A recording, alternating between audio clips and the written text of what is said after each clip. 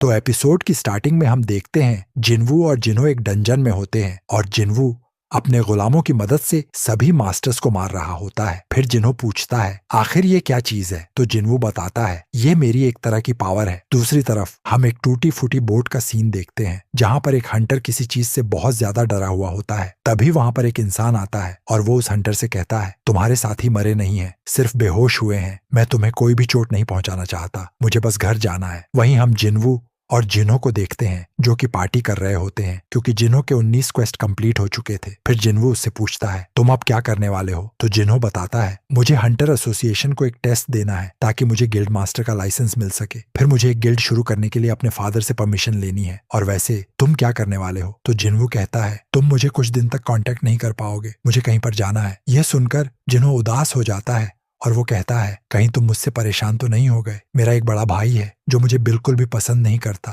मैं बस ये चाहता हूँ काश तुम मेरे बड़े भाई होते। फिर जिन्वू कहता है ऐसी कोई बात नहीं है, ठीक है तो आज से तुम मेरे छोटे भाई हो गए। ये सुनकर जिन्हो रोने लग जाता है। उधर हम उसी बंदे को देखते हैं और उसे जेल में डाल दिया गया होता है। बाहर 2 गार्ड उसके बारे में बातें कर रहे होते हैं। तभी उनमें से एक कहता है इसने बताया कि यह एक दूसरे देश का हंटर है और 10 साल पहले एक डंजन में फंस चुका था। अभी यूनाइटेड स्टेट्स में एक डंजन ओपन हुआ और यह उसमें से बाहर आया। तभी दूसरा गार्ड पूछता है क्या इसके बारे में तुम्हें और कुछ पता चला। फिर वो कहता है इसको इंग्लिश नहीं आती है, इसलिए हमने एक एस रैंक के हंटर को बुलाया है जिसका नाम है डोंगसू। फिर दूसरा गार्ड पूछता है क्या तुम्हें इसका नाम पता चला, तो वो कहता है इसका नाम बोलने में थोड़ा मुश्किल है लेकिन इसका नाम है सुंग जिनवू ना। फिर हम जिनवू को देखते हैं जो कि तैयार होकर कहीं पर जा रहा होता है और वो जिन्हो से कहता है कि वह अपने दोस्त के साथ एक ट्रिप पर जा रहा है। लेकिन जिनवू जाता है उसी कासल में जहां पर वह पहले लेवल कम होने की वजह से नहीं जा पाया था। उसके अंदर जाते ही जिनवू को एक मैसेज आता है कि उसे 10,000 डेमन सोल्स को कैप्चर करना है। उधर हम जिन्हो को देखते हैं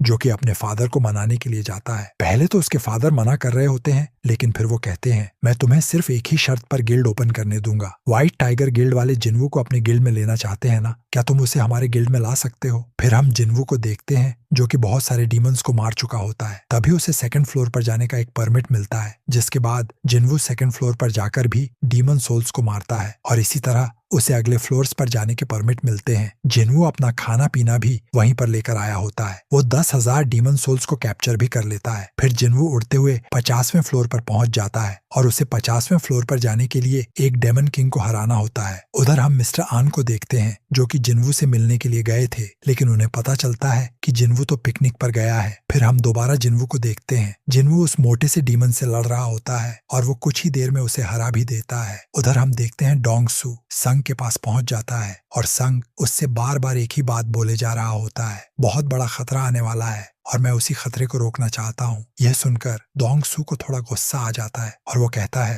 वैसे तो तुम मुझे एक मैजिक बीस्ट लगते हो लेकिन तुम्हारी वाइफ और 2 बच्चे भी हैं, क्या तुम्हें अपने बेटे का नाम याद है। फिर संग बताता है मेरे बेटे का नाम है जिनवू और हमें पता चलता है ये जिनवू का फादर है। फिर डोंगसू कहता है फिर तो तू नर्क में बता देना और हम देखते हैं उन दोनों के अंदर से ऑरा निकलने लगता है। उधर हम देखते हैं जिनवू की आर्मी सभी डीमंस को मार रही होती है और जिनवू एक और डीमन किंग को भी हरा देता है। तभी हम एक बिल्डिंग का सीन देखते हैं जो कि पूरी तरह से बर्बाद हो चुकी थी। फिर एक हंटर कहता है मैंने सिर्फ सुना था लेकिन आज देख भी लिया। जब 2 एस रैंक के हंटर लड़ते हैं तो क्या होता है, ये सब पलक झपकते ही हो गया और मिस्टर डोंगसू हार गए। फिर हम जिनवू को देखते हैं जो कि 75वें फ्लोर पर आ चुका था और 25 फ्लोर और बचे हुए थे लेकिन उसका सारा खाना खत्म हो चुका था। फिर जिनवू बताता है उसे 2 डीमन किंग्स को हराने पर 2 आइटम्स मिले हैं, इसका मतलब उसे एक और डीमन किंग को हराना है। इसी के साथ उसे एक की भी मिली होती है लेकिन उसकी कोई भी इंफॉर्मेशन जिनवू को नहीं बताई जाती है और हमें पता चलता है एलिक्सर ऑफ लाइफ बनाने के लिए जिनवू को 2 चीजें मिल चुकी हैं। अब उसे सिर्फ एक और चीज चाहिए जिसके बाद वह अपनी माँ को बचा पाएगा, लेकिन अभी के लिए वह वहां से चला जाता है और ये एपिसोड यहीं पर खत्म हो जाता है। तो अगर आपको ये वीडियो पसंद आई है तो लाइक कर देना। पिछले सभी एपिसोड्स के लिंक्स आपको डिस्क्रिप्शन बॉक्स में मिल जाएंगे। मैं मिलता हूँ आपसे बहुत जल्द किसी नेक्स्ट एपिसोड में।